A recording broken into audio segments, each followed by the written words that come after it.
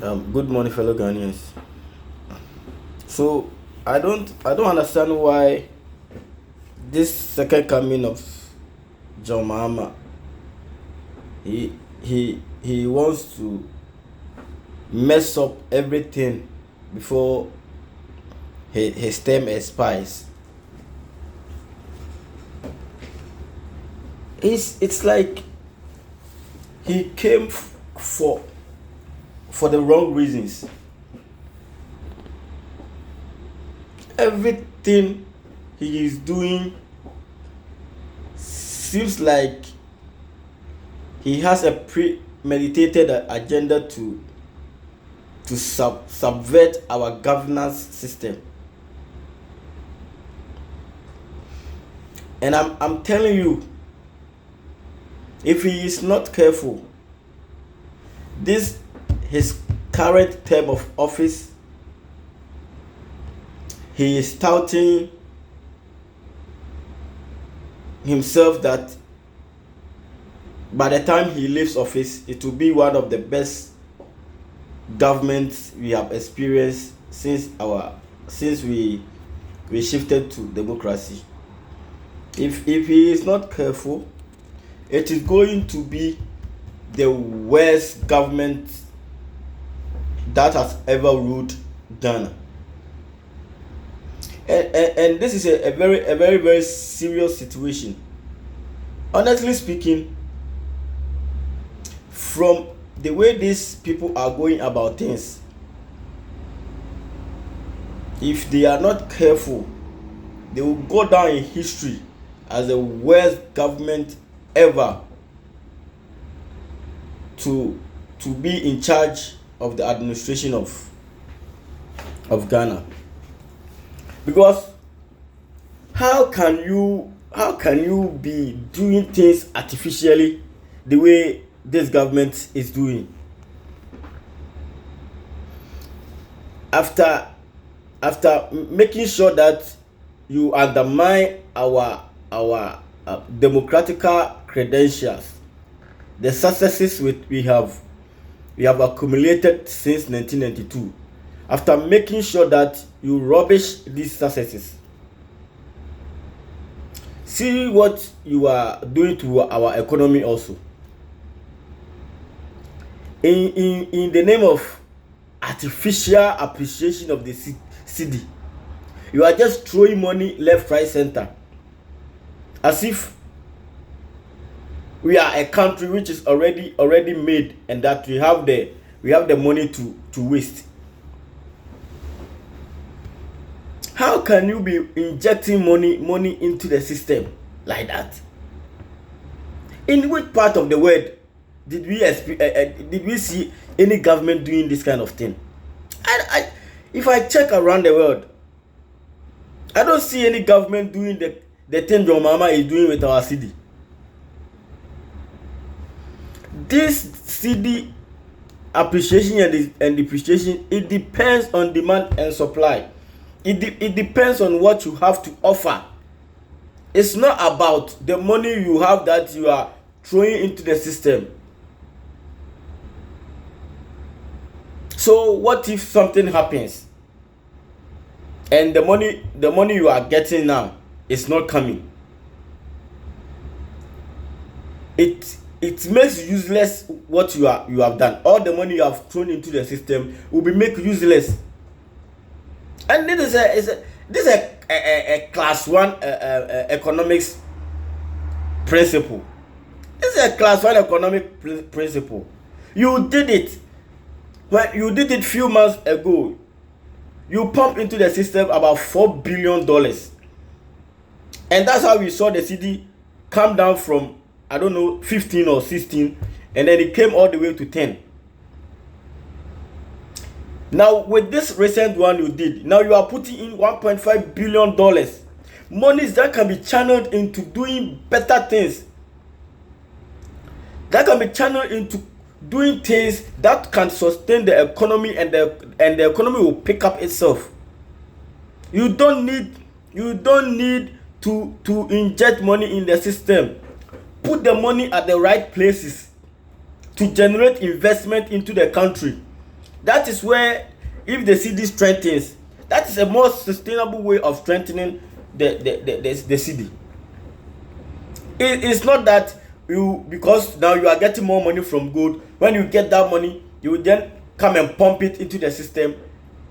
Monies that you can use to do construct roads, make sure that you have stable electricity that will attract investment into the country. It will attract investors into the country to come and invest in the country. When they are coming, when the companies are springing up, when there are companies everywhere, that is investment. That is a sustainable way of strengthening your city.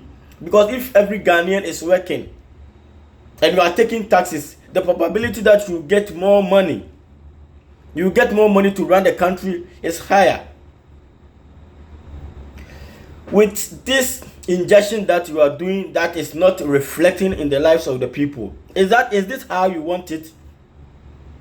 Is this how you want to run the country? Because at the end of the day, if the city appreciates against the major trading currencies, and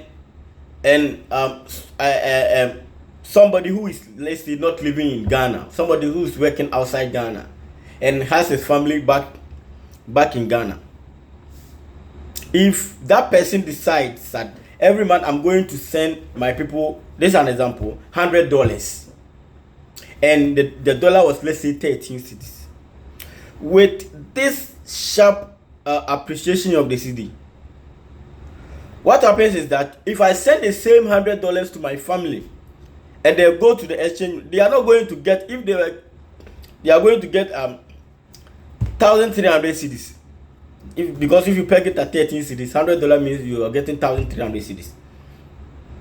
That same $100 I sent to them through last month, if I give them the same $100 and they go to it's not going to be that, because let's say if with this sharp distribution now the dollar is at 10, it means they are going to get 1,000 instead of 1,003. And mind you have to know that where I am working, my salary has not been increased. I'm getting the same money I'm used to receiving. Also, I don't have the means to also increase it so that my family will get the same 1,300 cedis I'm used to sending them. So you see, what it means is that you are making more people poorer by the day. Because if I send $100 today, and the person is going to get 1,000 instead of 1,300, there will be an imbalance. That person who is in Ghana, who is receiving this money, the shortfall of that 300, where is he going to get that money? And with this appreciation, the prices of goods and services has not reduced. The prices of goods and services has not reduced. It's even going up. So what benefit? What significance is what you are doing? Just for people to know that you have brought the city down. Is that it? Just that now the city has gained strength in your time without having any meaningful impact on the lives of the people. This populism must stop. This is a populist. These are populist policies. It's of no use. As we say in Ghana, this is a man comfort kind of policy you are doing. It's of no use. Now, if you have something you are doing in Ghana, maybe you are building or doing a project in Ghana, and you have budgeted for $100,000. Now you need more dollars before you can do what you are doing. You have to, maybe you need additional $20,000 or if $120,000 before you can complete that project, because the dollar rate has come down, but the price of those items you used to buy are still where they are. They are still where they are. So these things must stop. Channel the money into sustainable policies, like encouraging investment, and make it so easy for people to be able to come into the country and set up companies. Make it easy for people to come and invest in the country. Not that the little money that you are getting from our natural resources, that the little money that you can use to build schools, hospitals, and these government projects you are supposed to do, you are rather putting it in the economy. And you know what they do? When you put the money, these people in NPP, now they are in their position. That's what they are doing. When NDC is also in the position, that's what they do. They have people who get this. If not all they cannot. It's not possible that they can take all the dollars out of the system, but they will make sure that they will siphon the money from the system. A big part of money, they will siphon it into the system and hold it. They will siphon most part, a bigger part of the money. They will siphon it into the market. Then still there will be shortage of dollars in the system. So that what it means is that all the time you have to pump dollars into the system, and it is sustainable. Can you do this for 2 years, like every month? Today that you have pumped this $1.5 billion, stop it next month. You see the CD going up again. You will see the CD going up again. Is that how you run the country? Is that how you run the country? Let things, take shape the natural way. Let things be what they are supposed to be. Let things build up in their own natural way, not this artificial way of managing the economy. It is the way if the appreciation of the cedi, it is having impact on the prices of goods and services. That is where we can say that yes, indeed. That's why we can say that yes, indeed, we are doing something better. But not when immediately the Bank of Ghana stop intervening by putting money into the system. Sorry, by putting dollars into the system, then the cedi start depreciating again. It is the same as the instability of the cedi, because the cedi does not stay at one place for people to plan with it. If the cedi appreciates or depreciates too much, it has a bad impact on the economy. The same way, if it depreciates, if appreciates too much also, it has a bad impact on the economy. So what you should be aspiring to do is that you have to make sure that the cedi stays. If it is 10 for 5 years, 10 years, 20 years, it is 10. Because I am here in UAE. Since I came into the country, $1 to dirham is 3.67. I am 4 years going to 5 years here in Dubai. I've never seen the dirham depreciated or appreciated by even one fil.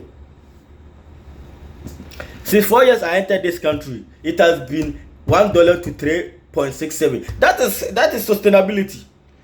If you are doing anything in this country, you can plan 5 years, 10 years. You can plan with it, but not that you go to market today. The dollar is 12 cedis. The next day you go is 30. The next day you go is 11 cedis. How do you plan? It is the same instability. You are just making it difficult for those of us here who are not living in the country. Because if you have something you are doing, and maybe you plan that when you receive your money at the end of the month, maybe you are going to buy 10 bags of cement. Then at the end of the month, you go to check the forest, and then the cedi has appreciated. Maybe it was at maybe 12. Now you go, it is 11. What it means is that you have to add more money before you can buy the same bags of cement you want to buy in Ghana. It is how you manage economy. And if they are not careful, it's going to be very difficult for them to do a whole lot of things. A whole lot of things. That is why, since they came into office, they are not been able to do anything. They are not investing in projects. They are not signing contracts. Even you see, paying government workers is even a problem for you, because you are not putting the money where they are supposed to be. They are supposed to be.